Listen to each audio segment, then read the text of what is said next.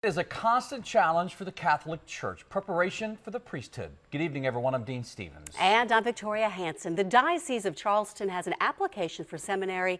It's the process that leads to becoming a priest, and it can take as long as 8 months.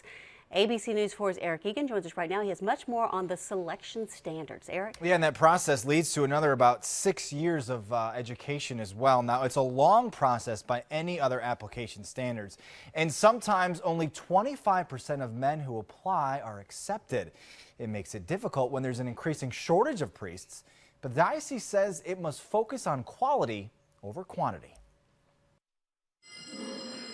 Every year, Catholic priests across the state gather in Charleston to renew promises of faith. Their vows first taken when these men were ordained. There are fewer priests today in the Charleston Diocese, about 60 to serve nearly 200,000 Catholics. The pressure to recruit young men is a reality for the diocese. So is the struggle to maintain standards. The application process for the seminary will never lessen in its demands, and the quality will never be sacrificed for quantity. Father Kirby says the church learned a lesson in mid-2000s when it allowed the quality to drop. It was in the middle of sexual abuse allegations that surfaced in parishes nationwide. To avoid a repeat, Kirby says the application process is as intense as ever. Does that affect the way in which we evaluate candidates now? Oh yes, it does. Was that always there before? Certainly. Did it have the attention that it does now? No. Candidates are submitted to months of psychological evaluations to identify potential shortcomings.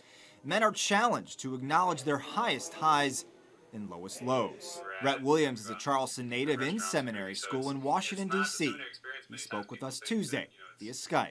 That's part of the calling. That's part of the discernment. If you go through the whole application process, which is intense, but it's well explained to you, you know exactly what's going on. And if you make it through, that's part of your discernment process. Williams called the process crucial. Our culture's view of priesthood, even some unfavorable perceptions, only reinforce his calling. I think it becomes really a driving force, because if someone feels the call of God's calling them, I don't see it as a deterring factor at all, especially not here with the guys at the seminary. It really is a call to be better and serve the people. And meantime, the Charleston Diocese covers the entire state of South Carolina. Eric Egan, ABC News 4. All right, thank you, Eric. By the way, 4% of our state's population is Roman Catholic.